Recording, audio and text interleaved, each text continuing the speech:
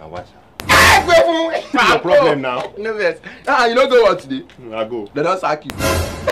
Hey, guy, make I tell you about my new cash. Your new cash? Hey. You don't free DJ copy. DJ copy and paste. And they talk about something where the extra creamy, extra taste. Why go they carry get where they use cream? And they talk about the new farm vanilla. Oh no. Ah, that one where they leave. The one where they take cook guy,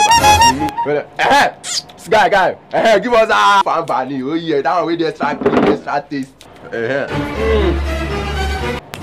Wow. What to do? It's still sweet.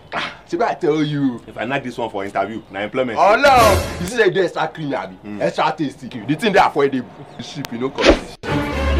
I'm going to go. Now do it. Not be caller. All this one we will drink for gang. In the past, and I call him as I explain something to you, so I say make I do a sample. So hey, the extra creamy, extra tasty of the Farm Valley is a constituent proteinous elimination. Oh yeah, thank you.